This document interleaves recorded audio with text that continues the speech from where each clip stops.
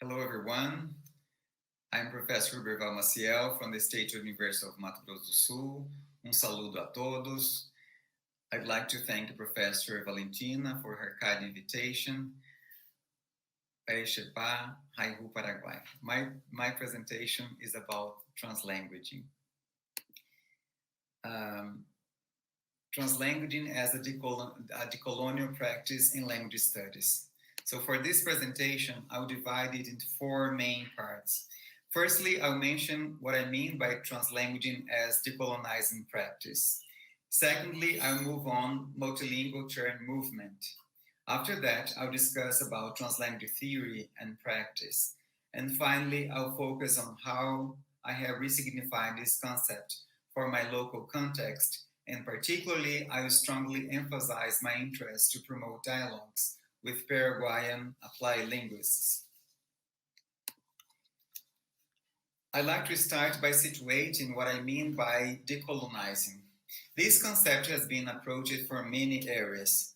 I could mention some authors such as Menezes de Souza, Mignolo, Viveiros de Castro, Souza e Santos, among others. But I'd like to revisit the book Decolonizing the Mind, The Politics of Language in African Literature.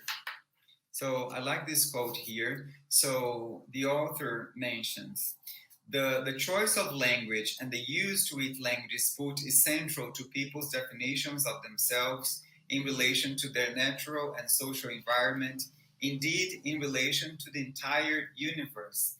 So according to the author, the colonization of politics is easy to be detected.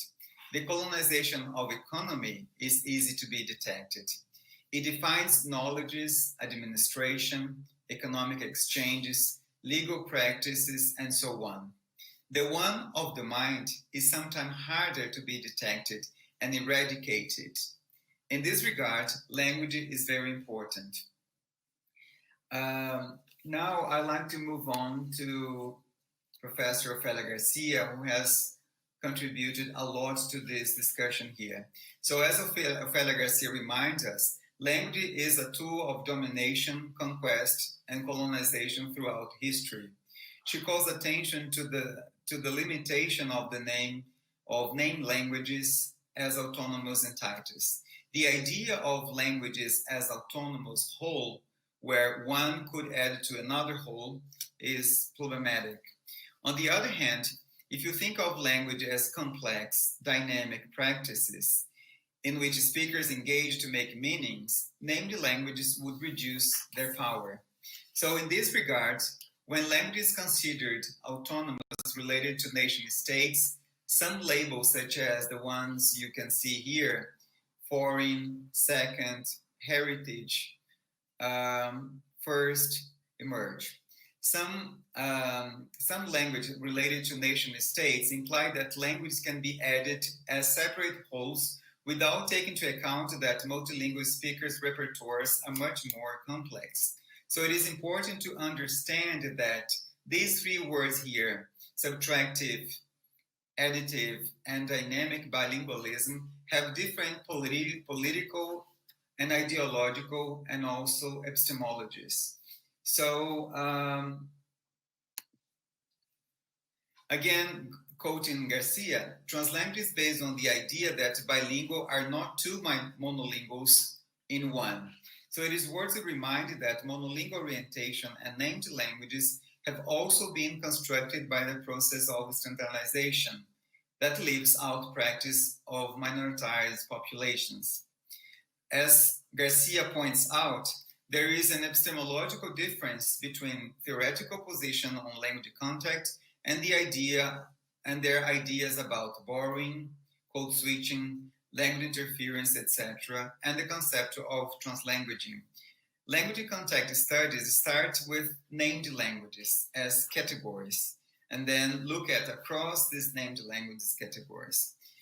On the other hand, as Garcia mentions, translanguage takes the internal perspective of the speaker. Their mental grammars have been developed in social interactions with others. For these bilingual speakers, their language features are simply their own. She points out that translanguage is much more than going across languages.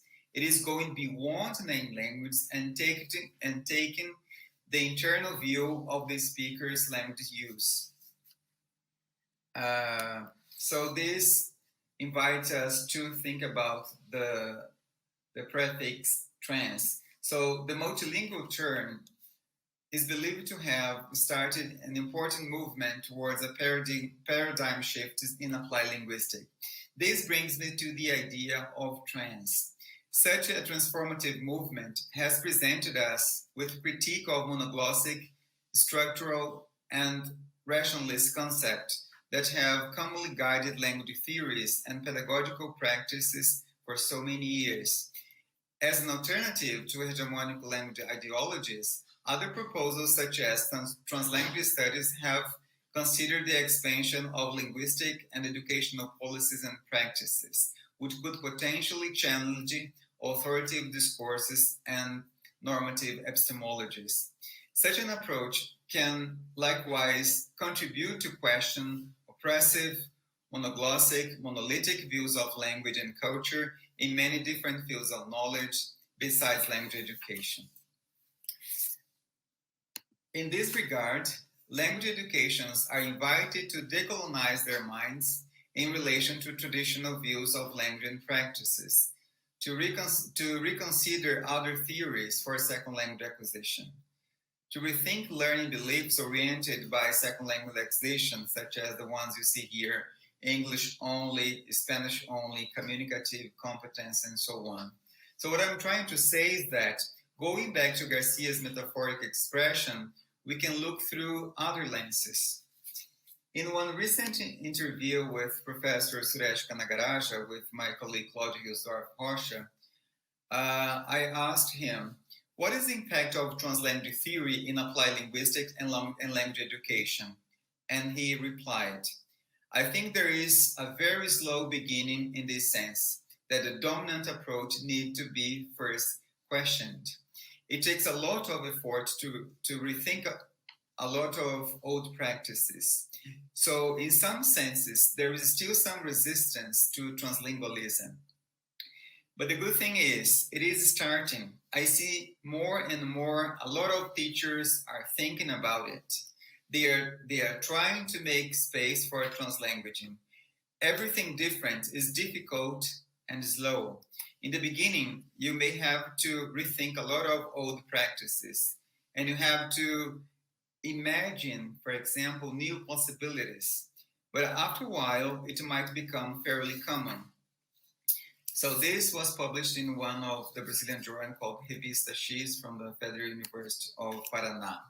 So in general, translanguaging can be understood as dynamic, fluid practice that transcend borders among languages, linguistic varieties, and other semiotic systems. Just to be more concrete in a sense, to be more specific, I will discuss how translanguage have been addressed. So in order to do so, I take Kanagaraja's 4 main principles. However, it is important not to frame them in isolation. So he offers these 4 principles here, and I add one more. So firstly, translanguage transcends the language borders, or transcends the idea of named languages. It also transcends verbal resources and considers other semiotic resources. The third, it transcends the distinctions between text and context and includes different semiotic relegation to context and temporal space. And fourth, it indexalizes transformation and challenges our understanding that language as regulated by existing context and power relation.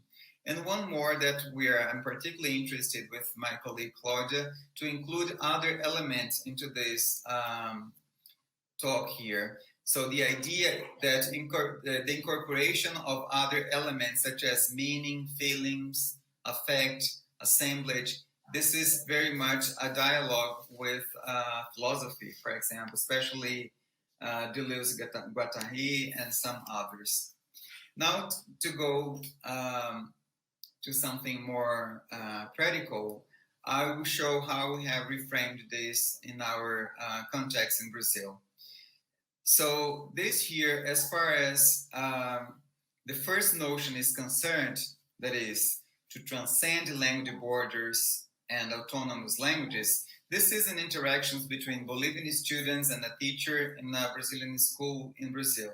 So these students, they are born in Bolivia, but their mothers cross the border to deliver their babies. They go back to Bolivia, and then after some years, they go back to study in Brazil with very limited proficiency in Portuguese. So Translanguaging has a huge whole role into this process.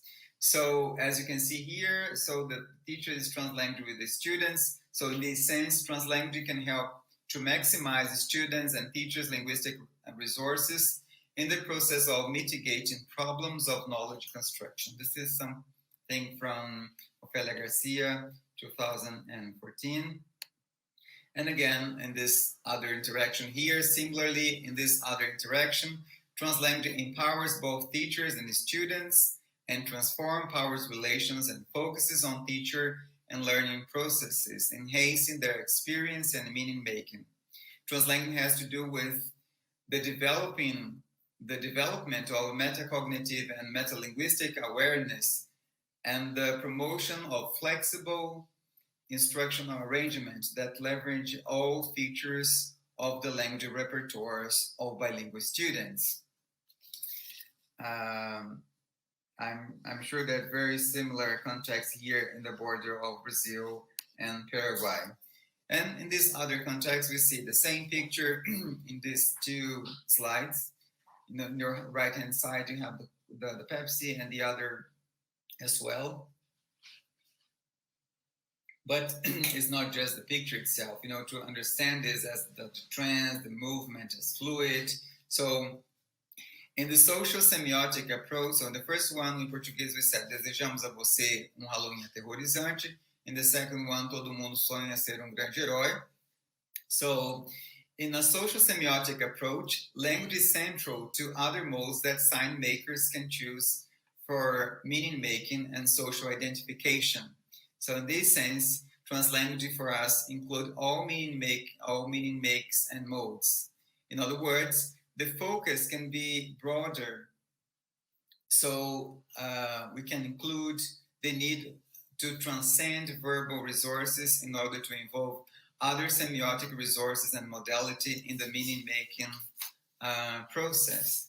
The next slide, I will show another work that I've supervised in Brazil.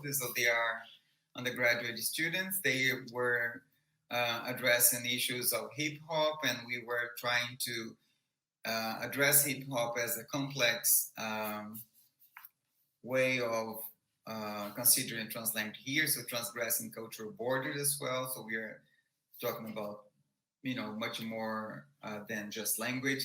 So in this case, translanguage can help students to engage their entire linguistic, multimodal, and discursive repertoires. So recognize the hybrid, fluid, and contingent use of languages. So translanguage also calls for the need to legitimize other ways to produce meanings that they are different from the conventional, dominant, elitist, discursive, and linguistic forms. Also, in this slide, translanguage was used to analyze the interactions between language and space. This is a market in Brazil where they have a rich linguistic landscape. Many people, they are translanguage, they are negotiating meaning in this space. So in this concept, translanguage can show its contribution by making visible the complexity of language exchanges among people with different histories and release histories and understanding that have been buried with fixed language identity constrained by nation states. This is very much influential by Alistair Pennycook work. And finally, this is a new research that has been conducted in the last few years, is the interaction of translanguaging and medical context. So here I address the relationship between translanguaging and health studies.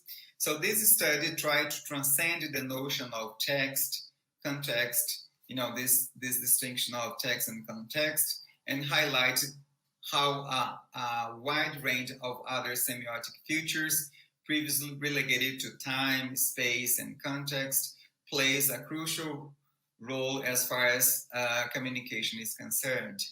So other aspects here, such as you can see here, we are talking about multisensorial literacies in medical context, understanding them as distributed, situated, culturally specific. So we are bringing other issues of translanguage that we're talking in a broader sense as an assemblage in this specific context here, but also bring other aspects of affect, feeling, meaning. I think this is important for medical education. So other aspects such as meaning and feelings, as well as other multisensorial literacies towards a more humanistic medical student education include, for example, touch, viewing, among other contexts. So the following slide, you see other work that I've done with them. This is in the surgery room. So we were analyzing translanguaging into this concept and bringing issues such as semiotic assemblage, spatial repertoires, lexicality, agency of things. So other ways of looking to this space, the relationship of light, color, blood, the hierarchies in this space. So all this was published last year. So this is one new study that we brought things from multimodality, and now we are considering other things in translanguage because I think it's broader than this sense. And finally, together with my colleague Claudia Hilsdorf Rocha, there is another one here. Yeah, this is another comparing surgery room and maternity, another work, Translanguaging Medical Space, again, addressing issues of meaning making, spatial repertoire, and multisensorial literacies. And finally, together with my colleague Claudia Hilsdorf from Unicamp in Brazil, our interest in translanguaging started as a result of our work that we have done together, which involved a debate and investigation on language education in Brazil from a transgressive point of view. But based on the literature available in the field of translanguaging, our focus expanded from such discussions to include reflections upon the possible connections between discursive approach to language and translingual orientation. So our attention to translanguage and the process of meaning making from a multimodal and multisensorial point of view, highlighting the role of affect in language practices. So in our latest work, so we have addressed this aspects here. So translingual approach to language and language education is strongly committed to social justice, to the fight for more plural and non-hegemonic discourses, ideologies, and practices. Bearing in mind, it seems fair to say that there are many challenges to be faced into this area. And to conclude, I like to say that I have a great interest to strengthen collaboration between the Brazilian applied linguistics and Paraguayan applied linguistics, particularly on the issues of teacher education, translanguage, and transculturality from a post-colonial point of view. So I had the chance to know the University of Paraguay some years ago. So I think we have very much in common. I think this is a space that we can develop more work on into this area. So again, I thank very much Professor Valentina for this opportunity, and it was a huge pleasure for me to be here today. So thank you very much. Muchas gracias. Muito obrigado.